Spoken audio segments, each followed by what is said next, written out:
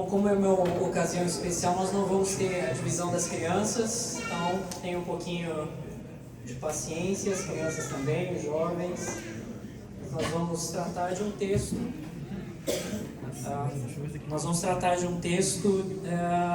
Muito conhecido para essa época, seria o mais óbvio possível, que é o de Lucas capítulo 2, do primeiro versículo ao verso de número 7. Esse texto é de onde saem todas as nossas comemorações de Natal. É claro, algumas inventadas em torno de um monte de coisa, mas é daí que a gente entende então os detalhes da história do Natal. Mas antes de fazer isso, eu quero começar com uma fábula de um árabe com seu camelo. Eles, numa viagem, o árabe monta uma tenda e está muito frio naquela noite, e o camelo, ele... É uma fábula, tá? O camelo fala com o árabe, e aí ele fala: olha, tá tão frio aqui fora, eu posso pelo menos colocar minha cabeça dentro da tenda para aquecer? Ele fala: ok. Montou ali, abriu espaço, ele colocou a cabeça. Passou um tempinho, ele falou: olha, ainda tá frio, assim, eu posso pelo menos colocar as minhas patas para dentro da tenda? Ele falou: ok, pode entrar. Vocês sabem para onde está indo essa história, né? Aí o camelo, ele falou: olha, eu ainda sinto frio, eu posso, por favor, entrar todo o meu corpo? Aí o árabe deu espaço para ele entrou todo o corpo, e depois, em seguida, o camelo falou: olha, não tem espaço para a gente aqui, é melhor você dormir lá fora. Essa pequena fábula, ela fala um pouco da própria experiência do Natal. Por que eu digo isso? Porque se fala de tanta coisa no Natal, mas aquele que é o centro do Natal é colocado para fora da tenda. E de alguma forma, o texto que revela para nós a história do Natal também revela um pouco dessa rejeição.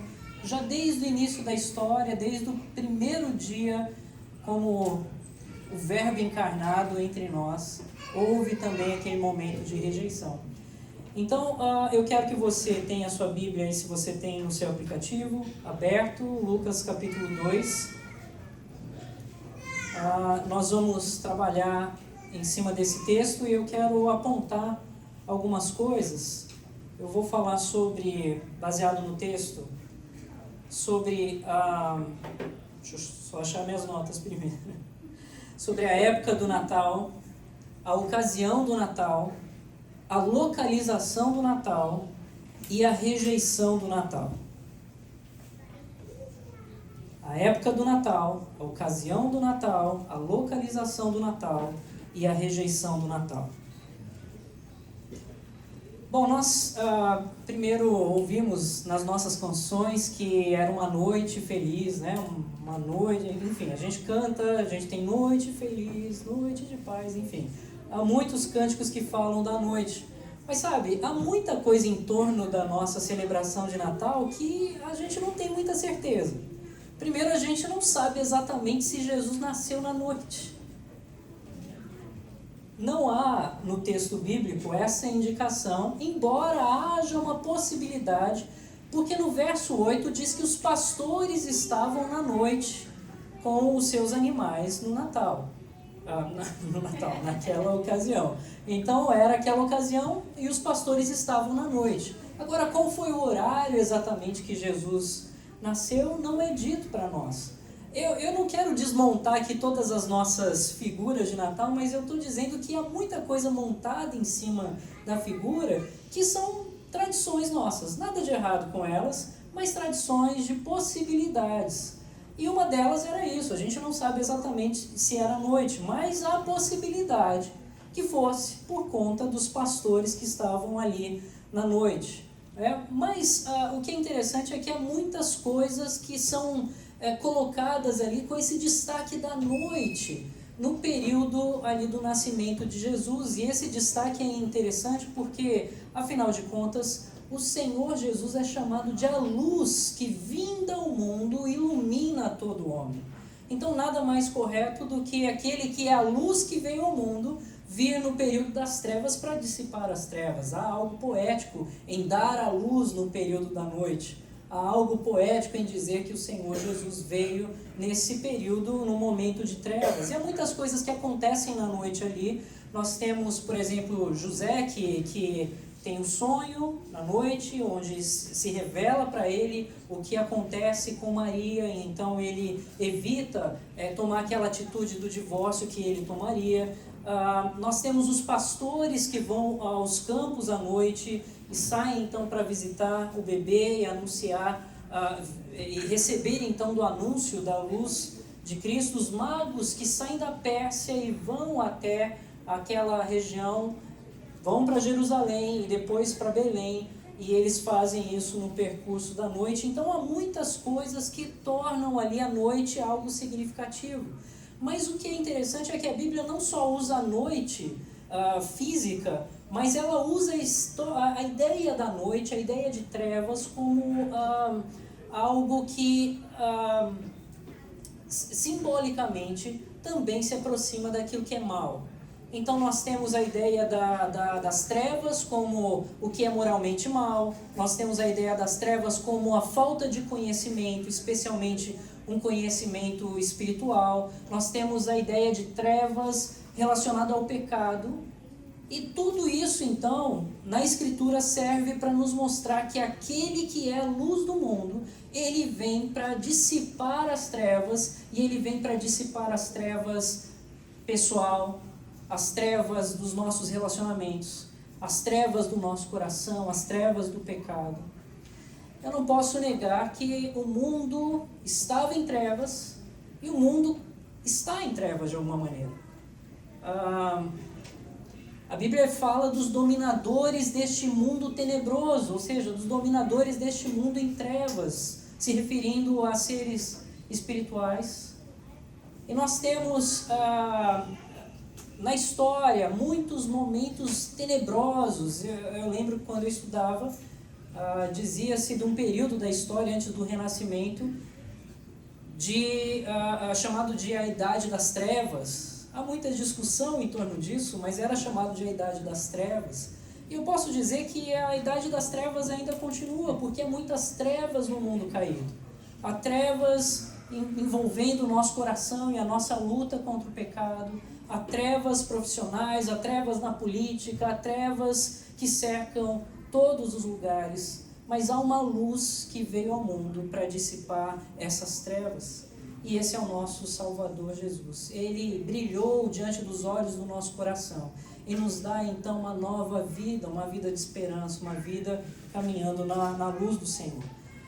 Então eu quero ler com vocês Lucas capítulo 2, que conta essa história, esse relato curto de fato, mas um relato que revela para nós o que aconteceu naquela noite. E diz assim, ou naquele dia, não sei.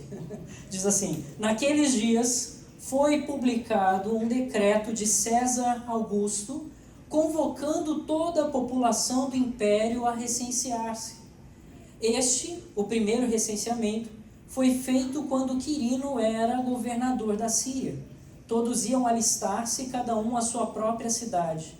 José também subiu da Galiléia, da cidade de Nazaré, para a Judéia, a cidade de Davi, chamada Belém, por ser ele da casa da família de Davi, a fim de alistar-se com Maria, sua esposa, que estava grávida.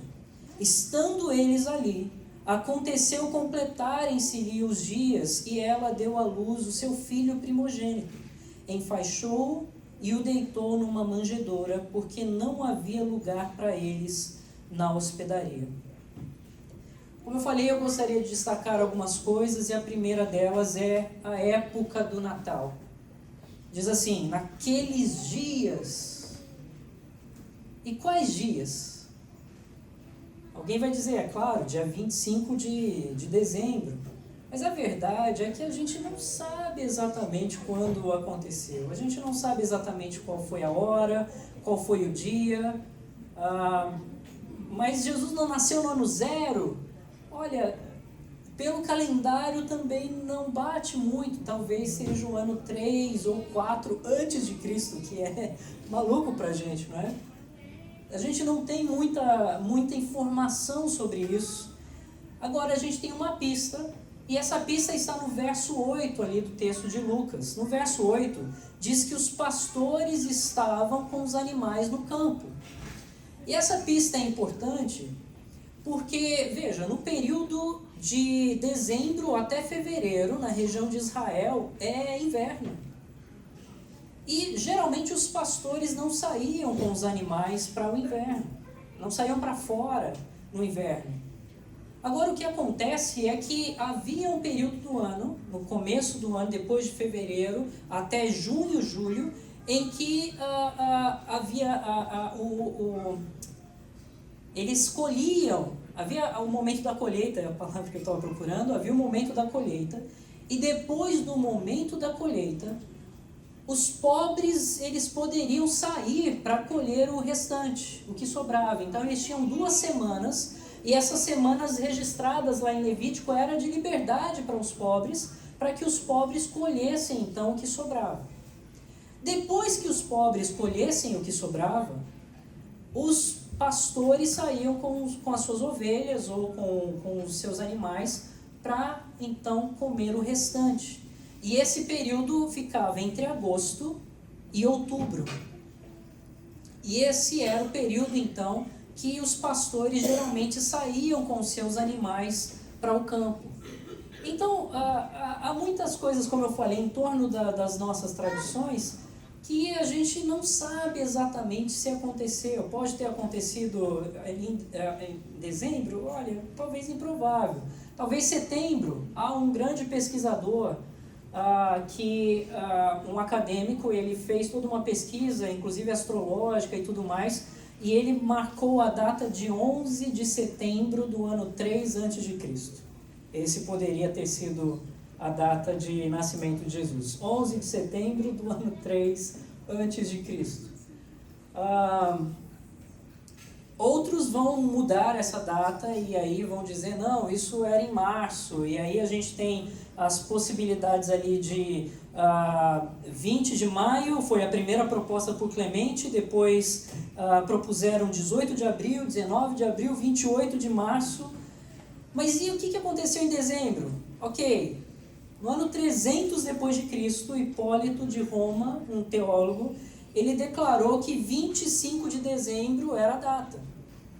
E segundo ele, Maria então teria ficado grávida dia 25 de março, eu não sei de onde ele tirou a informação, mas ela teria ficado grávida nesse dia. E aí 9 meses depois, então, Jesus nasceria, 25 de dezembro. Agora, o propósito dele é que essa época batia com uma festa.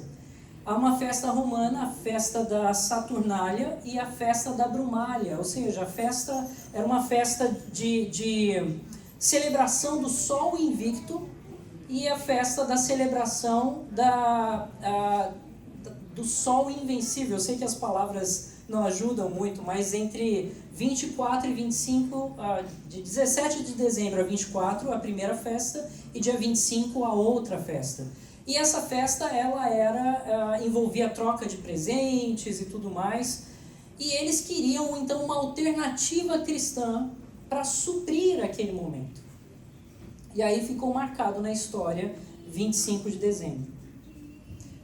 Eu sou mais inclinado a setembro ali, né? A possibilidade de setembro. Mas o que eu quero dizer com isso é que nós não sabemos exatamente os detalhes ali.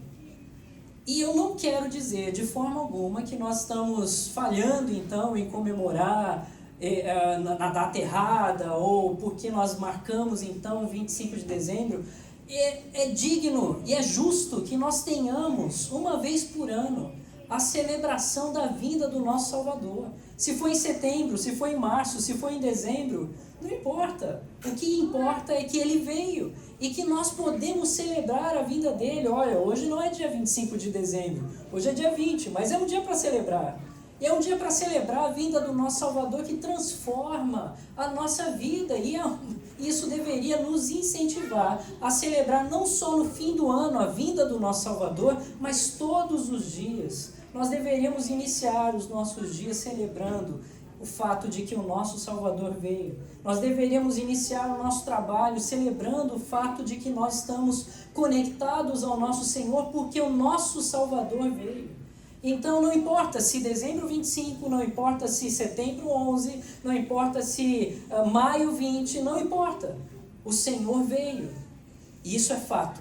Ele veio, ele pisou nessa terra, ele andou nesses caminhos, ele viveu em nosso lugar. E ele então trouxe salvação por sua morte e sua ressurreição. E nós celebramos a vinda do nosso Salvador. Mas eu quis levantar esse aspecto da época do Natal. Olha, não sabemos muito bem, o texto não nos diz. Mas nós temos alguma coisa sobre a ocasião do Natal. E no texto diz assim: foi publicado um decreto de César Augusto. Isso Lucas capítulo 2, verso 1. E essa ocasião, então, decretada por César Augusto, convocando toda a população do império para recensear-se. Este primeiro recenseamento foi feito quando Quirino era governador da Síria. Todos iam alistar-se, cada um à sua própria cidade. Na antiguidade havia 2 motivos para recenseamento. O primeiro deles era para você montar o seu exército e preparar os homens, então, para uma ocasião de guerra. Você poderia, então, contar quantos homens você tinha, e aí você preparava o exército para alguma ocasião de batalha. E o segundo recenseamento, e provavelmente esse era o caso aqui, era para fins de tributação, para identificar de quantas pessoas você poderia cobrar o imposto em determinada região. Então, eles cobravam imposto. E naquele período, a gente teve César Augusto como um grande imperador, um grande governador. Ele governou durante 45 anos. E no seu período de governo, ele trouxe o que é chamado de Pax Romana, paz romana, por quase todo mundo. Então, você teve um período de 45 anos com uma relativa paz ali naquela ocasião. Isso por conta da força do governo de César Augusto. Mas para manter essa paz, se levantava os tributos, se levantava a taxação. Então, 25% da renda do povo judeu, era dedicado a essa taxação romana. 25%. E o povo achava isso um absurdo. Ainda bem que eles não conheceram o Brasil. Porque se conhecesse o nosso país, talvez o custo seria maior de taxação, né? Eu lembro falando de taxação, eu lembro da história de um rapaz que foi para o México e ele teve uma senhora numa mesa, ela viu o filho sufocando e ela falou: alguém me ajuda, alguém me ajuda. O menino tinha engolido uma moeda e a moeda ficou na garganta dele. O rapaz logo pegou o menino pelo tornozelo e balançou e a moeda saiu. E ela falou assim: nossa, olha, você fez tudo tão rápido, você deve ser médico. Ele falou: não, é que eu trabalho para a Receita Federal. Então é fácil, né, tirar dinheiro pela Receita Federal. E César Augusto, ele precisava de alguns homens assim. Ele precisava de alguns homens que cobrassem. E agora, só falando um pouco de César Augusto mesmo, o seu nome nem é exatamente esse nome, seu nome era Otaviano. Ele é César porque César é um nome de o czar, né? Um nome tipo faraó ou uma realeza. E ele é Augusto porque ele era o exaltado, né? Então ele era o honrado, o Augusto. Então César Augusto, esse foi um título dado a ele no ano 27 a.C. E ele levava esse título porque alguns chamavam ele inclusive de o Salvador do mundo.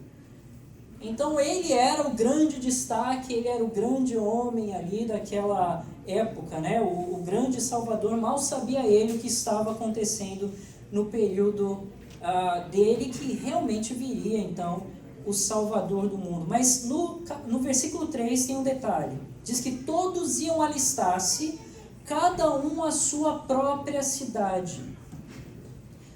Os estudiosos dizem que esse não era exatamente um requisito de Roma, mas era um requisito dos próprios judeus, porque os judeus eles sempre foram muito preocupados com a questão da sua descendência, com a questão de inclusive receber algum certo recurso dentro das suas tribos, Mas isso nos ajuda então a entender um pouco da história por trás ali de José. É dito que José era da tribo de Davi, ele era da tribo de Judá, descendente de Davi, e ele então, por isso, vai com Maria a Belém, que também era descendente de Davi.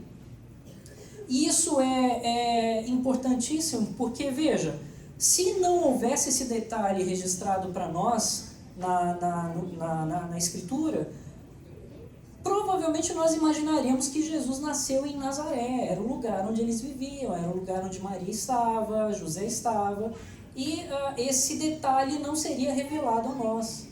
No entanto, 700 anos antes, Miqueias, o profeta, ele tinha profetizado que nasceria o Messias em Belém. E diz ali, mas tu, Belém Efrata, embora pequena entre as milhares de Judá, de ti sairá aquele que governará Israel, cujas origens são desde os tempos antigos, desde a eternidade. Então veja, 700 anos antes de Jesus nascer, o profeta Miqueias tinha profetizado que Jesus nasceria em Belém, ou que o Salvador nasceria em Belém, e que este Salvador, ele seria alguém que vem desde antes da eternidade. E aí nós temos então Deus movendo a situação, Deus movendo César Augusto para criar uma situação onde esse nascimento pudesse acontecer. Enquanto César Augusto pensava que ele era um dos grandes jogadores do xadrez da história, na verdade ele era uma das peças do grande xadrez de Deus. César Augusto tinha o seu governo na terra, mas Deus tinha governo no céu. E ele então é que dirigia a história no fim das contas, para que a história cumprisse com todos os detalhes a vinda do nosso Salvador. Então a ocasião do Natal mostra que enquanto César Augusto governava na terra, Deus estava governando no céu e fazendo dele então essa pequena peça no tabuleiro do Senhor, para que a história do Senhor se cumprisse naquela ocasião. Bom, essa é a ocasião do Natal. Eu vou para a localização do Natal agora. O verso 4 diz: José também subiu da Galileia, da cidade de Nazaré para a Judéia, à cidade de Davi, chamada Belém, por ser ele da casa de Davi, a fim de alistar-se com Maria, sua esposa, que estava grávida. Estando eles ali, aconteceu completarem-se-lhes os dias, e ela deu à luz ao seu filho primogênito, enfaixou-o e o deitou numa manjedoura. Então veja, eles estavam na Judéia, em Belém, e Jesus foi colocado em uma manjedoura. Essa foi a localização. Agora, deixa eu enquadrar um pouco isso para você. Eles partiram de Nazaré, que é uma região montanhosa do norte. Eles desceram a colina de Nazaré até o vale. Eles passaram pelo vale, que é chamado de o Vale de Armagedon. Eles cruzaram esse vale, atravessaram o centro daquela região, a espinha dorsal das montanhas. Eles desceram o Vale do Jordão, seguindo o Rio Jordão, e de Jericó eles subiram para as colinas da Judéia e passaram ali próximo a Jerusalém para chegar em Belém. Belém ficava a mais ou menos 7 quilômetros de Jerusalém, e Jerusalém fica em uma região alta. Então essa jornada toda que eles fizeram, de Nazaré até lá, deu cerca de 145 quilômetros andando. Eles não tinham transporte público na época, não tinha ônibus, trem, eles não usaram Uber, eles foram andando ali. E Maria grávida. Talvez eles tivessem um burro, talvez não, outro detalhe. Talvez eles tivessem um cavalo, talvez não se sabe. Mas o fato é que eles passaram por um caminho bem perigoso. Quando mais à frente Jesus fala desse caminho, ele conta de um homem que foi roubado naquela região, algo que acontecia muito ali. E eles caminhavam ali por aquela região perigosa. E quando chegaram à Judéia, em Belém, finalmente Jesus nasceu. E diz o texto que ele foi colocado numa manjedoura. E mais uma vez, mais uma das figuras, né? Quando a gente olha para o presépio, a gente pensa na manjedoura ali de madeira, né? Com as folhinhas fofinhas e tal, né? Com enfim, a palha fofinha, obrigado. E a manjedoura, na verdade, era um bloco de pedra. Era um bloco de pedra de 90 centímetros, largura de 1,5 metro, um buraco no meio, era onde os animais comiam. E então é dito que Jesus ele é enfaixado e colocado ali numa manjedoura. A Bíblia também não diz que Jesus nasceu no estábulo. Alguns pensam que foi numa caverna. Mas não se sabe dizer ao certo. O que sabemos é que ele foi colocado numa manjedoura, e uma manjedoura era de pedra. E manjedoura é mencionada 3 vezes aqui no texto. E por isso eu acredito que é importante. E por que é importante? A manjedoura ela fala de 2 coisas. Ela fala de humildade e ela fala de acessibilidade. Ela fala de humildade porque, olha, não há algo mais humilde do que um bebê frágil, enrolado ali em panos, nascido de um casal pobre, colocado ali talvez em uma caverna, não sabe, mas colocado ali num coxo de alimentação para animais. Não há nada mais humilde do que isso. Nós temos Paulo falando sobre Jesus em Filipenses, ele diz assim: a si mesmo se esvaziou, assumindo a forma de servo, tornando-se semelhante à semelhança de homens, e reconhecido em figura humana, a si mesmo se humilhou. E Jesus de fato se humilha desde o seu nascimento, ele é colocado naquela situação de humilhação ali. E Jesus passou, embora ele fosse o próprio Criador desse universo, o próprio Senhor de toda a terra, ele então se faz ali como uma criança naquela situação humilde. E isso também mostra acessibilidade. Eu falei humildade e acessibilidade. Acessibilidade porque você não precisa de um crachá para você chegar numa manjedoura. Os pastores que foram até ele, eles não precisavam pedir autorização para alcançar uma manjedoura. E isso revela muito do nosso Senhor. O nosso Senhor é acessível. Você pode ir diretamente ao Senhor. Você não precisa de santos, você não precisa da mediação de líderes. Você pode falar com o Senhor, você pode ir à presença do Senhor. O Senhor Jesus revela essa acessibilidade desde o momento em que ele veio ao mundo. Quando uma mulher no meio da multidão tocou as suas vestes, ela foi curada. Ele se fez acessível a ela. Quando um soldado romano correu pedindo que um dos seus servos fosse curado, o Senhor Jesus atendeu. Quando as crianças vinham até ele e os discípulos tentavam barrar as crianças, Jesus dizia: não, deixai-as vir a mim, porque das tais é o reino dos céus. E o Senhor Jesus se fez acessível então, desde o momento do seu nascimento. E ele se faz acessível hoje. Todos nós temos acesso ao Senhor em Cristo Jesus.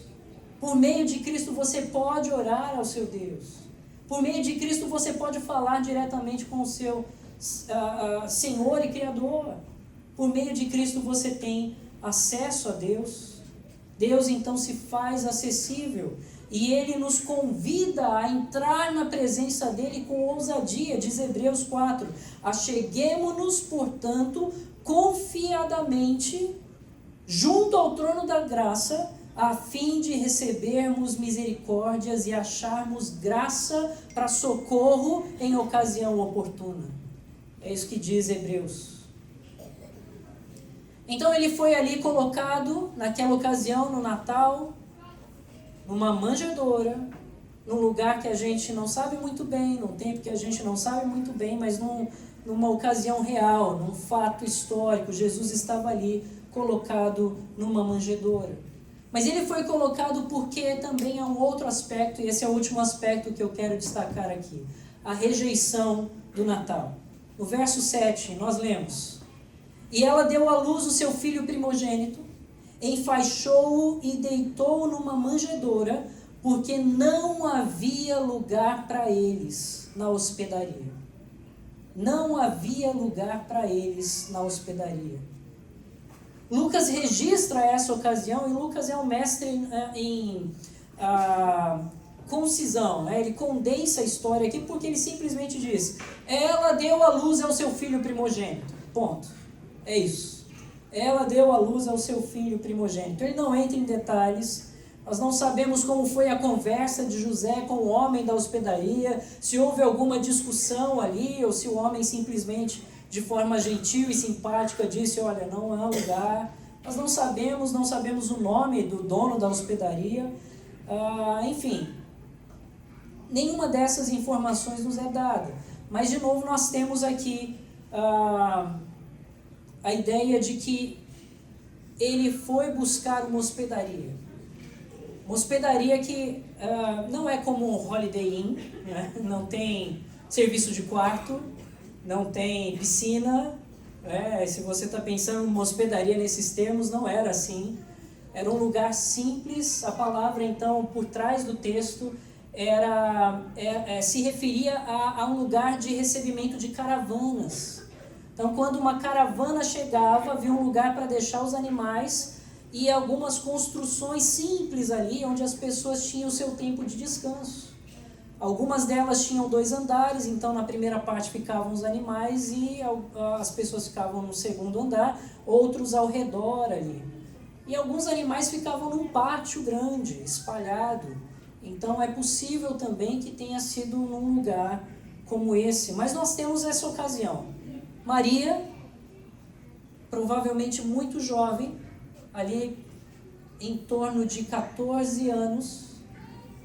José, talvez 17, 18 anos, procurando ali um lugar para eles, e foram rejeitados. Maria grávida, e ela foi rejeitada. José foi rejeitado. Mas mais importante do que isso, a luz do mundo não encontrou lugar para si. E ele teve que ir para uma manjedoura. E veja, isso é terrível porque acontece nos nossos dias. O Senhor é rejeitado na discussão política. O Senhor Jesus é rejeitado nas nossas conversas. O Senhor Jesus é rejeitado no nosso ambiente de trabalho. Se você fala Merry Christmas para alguém, eles vão responder dizendo: não, Happy Holiday. E tudo é tirado, Jesus é tirado da cena. Ou seja, o camelo tomou a cena, o camelo tomou a tenda, e aquele que é o principal, ele é jogado para fora. Então há um monte de coisas que são colocadas como penduricalhos em torno da celebração de um fim de ano, onde poucas vezes se fala do nosso Salvador. Não há espaço para Ele. Não há espaço nas nossas discussões. Não há espaço nos nossos ambientes de trabalho. Às vezes não há espaço no meio da nossa família. Mas se nós abrirmos espaço para o Senhor, e Ele vier até nós, saiba que uma vez que você se conectou a Cristo, você também pode ser rejeitado. O texto diz que não havia espaço para eles. E veja, isso talvez seja um sinal do que acontece com aqueles que se aproximam do Senhor Jesus. O mundo te tira do espaço. O mundo não te recebe mais com o mesmo entusiasmo se você está relacionado a Cristo Jesus. Mas o texto de João diz o seguinte: Ele veio para o que era seu, mas os seus não o receberam. Mas a todos quanto receberam, deu-lhes o poder de serem feitos filhos de Deus, a saber, aos que creem no seu nome. Amém. Ele veio para o que era seu, mas os seus não o receberam. Mas a todos quantos o receberam, deu-lhes o poder de serem feitos filhos de Deus. Jesus não tem mais lugar na própria comemoração do Natal, embora o nome dele esteja ali. Christmas está ali. A gente fala de Natal em português, alguém nasceu, mas Jesus está rejeitado. Nós nos apegamos a um monte de tradições, a um monte de coisa ao redor, mas poucas vezes nos lembramos do que realmente se trata.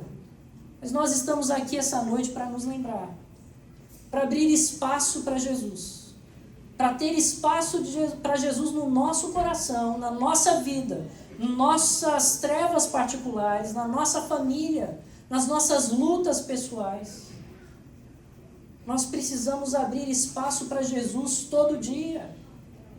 Não só no dia 25 de dezembro, mas todo dia, em toda jornada, em toda caminhada. O seu dia precisa começar com espaço na hospedaria do seu coração.